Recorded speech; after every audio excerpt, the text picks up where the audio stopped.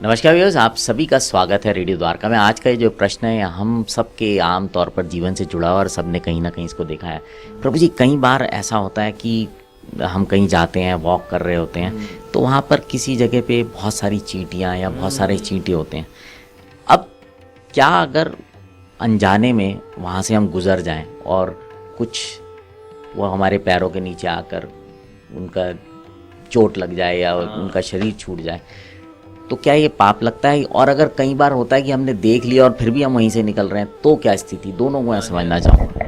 देखिए, आग में तो आप जानबूझ के हाथ डालें या गलती से डालें, हाथ तो जलेगा। तो पाप आप जानबूझ के करें या अनजाने में करें, पाप तो लगता है। यहाँ सोचिए जी, हम तो बात करते करते जा रहे तो हम मसलते हुए निकल गए। नहीं सर, उनकी भी तो लाइफ है। ये तो चलिए, हम देखिए, हम ह्यूमन सिविलाइजेशन में हम लोग हैं, हमारे ऊपर कोई स्पीशी अभी नहीं है जो कि हमको खा करके अपना भरण पोषण करे। हमसे लंबी चौड़ी नहीं है कि हमें मसल के निकल जाए। सोचिए अगर वो ऐसा सोचें, इंसान है, ये तो जीना इनको थोड़ा ये तो है क्या, कीड़े मकोड़े ही तो हैं, ये हम मरीदा निकाल के निकल, हम कैसा फील करें? कहते हैं यार देखो कैसा सोचते हैं हमारे बारे में यार।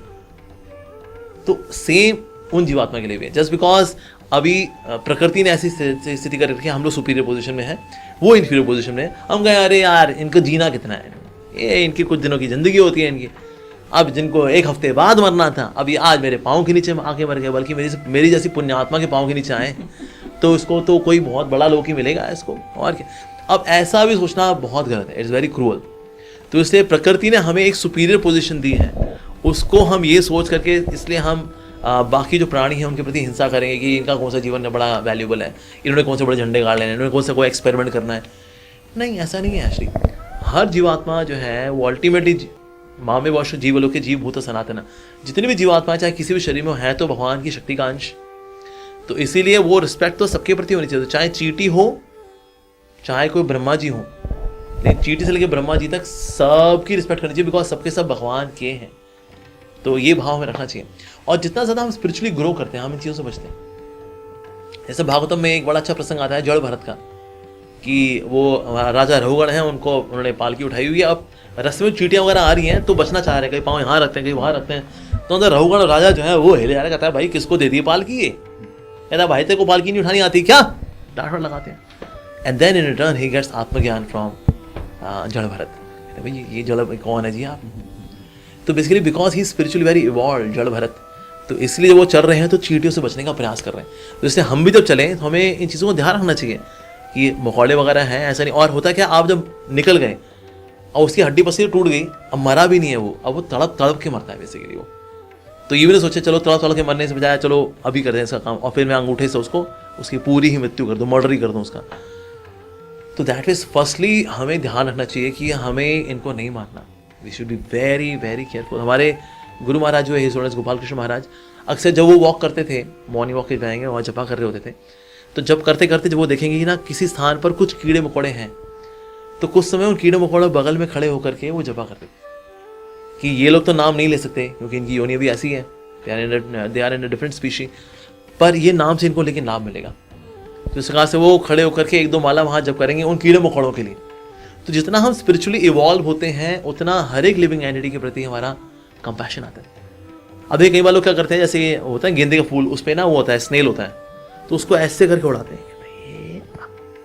अरे सर वो स्ट्राइकर थोड़ी ना है कैरम बोर्ड का, तो करो ना। जैसे हमारे शिल प्रभुपाद जी के गले की माला थी, उसमें ऐसी स्नेल था, तो उन्होंने उसको अलग किया, और मतलब फूल के साथ, तो ऐसे नहीं सिर्फ स्नेल को अलग किया, फूल के साथ उसको अलग किया और फिर उसको एक भक्त को बोला इसको गार्डन में रख करके आ जाओ ऐसा। तो that means we should show compassion. कभी कभी ऑफ कोर्स हम देखते हैं कि ऐसी स्थिति आती है जहाँ पर हमें इनको मारना पड़ जाता है। जैसे वो एग्जाम्पल मच्छर है, और मच्छर आपको खून पी रहे हैं, अब आपको कोई ऐसी बीमारी हो सकती है which can come from dengue जैसे कोई बीमारी होगी, तो उस वक्त फिर अब ये जो बड़ा स्पेशल केस है, that means now they are आतताई, यानी कि अब उनके काटने से अब महामारी फैल सकती है। सो ऐसी स्थिति में फिर आपको कभी कभी इनको मारना पड़ जाता है। पर ये आतताई वाले केस में जनरली जो चींटियां हमें कोई नुकसान नहीं दे रही हैं, पर यहाँ जो डेंगू का खतरा हो सकता है, तो इसलिए हम कोई प्रिकॉशन मेजर लेने पे, या तो आप कुछ दवाई लगा लिया, ओडोमॉस जैसी कोई क्रीम लगा लिया आपने जो आप सेफ हो स्किन के लिए, वो लगा लिया जिससे कि मॉस्किटो वगैरह दूर है। अब तो बल्कि फैब्रिक वाले रोल ऑन भी आ गए हैं कि आप स्किन पे मत लगाइए, आप कपड़ों पे लगा लीजिए, उसका जो वेपर्स आते हैं तो उससे फिर ये मच्छर वगैरह आपके पास नहीं आते। That is the best. पर अगर ऐसा अब नहीं है और मच्छर हैं अब और कुछ भी हो सकता है, then we can also kill them, which is also exceptional situation. या कभी कभी आपने देखा है चूहे वगैरह घर में इतने हो जाते हैं कि अपनी पॉटी जो है फिर वो आटे में कर रहे हैं, दालों में कर रहे हैं, यहाँ वहाँ कर रहे हैं। अब इनका rate of reproduction is much more than there rate of getting captured. ये पकड़े कम जाते हैं, बच्चे ज़्यादा हो लेते हैं इनके जी। अब क्या करें, ऐसे फिर आपको पकड़ करके या फिर इनको रॉयल्टी साइड के थ्रू मारना ही पड़ता है, because now they have become आतताई। सो आतताई को मारना शास्त्रों के अनुसार, नीति शास्त्र के अनुसार अलाउड है, बिकॉज नाउ दे बिकम आतताई।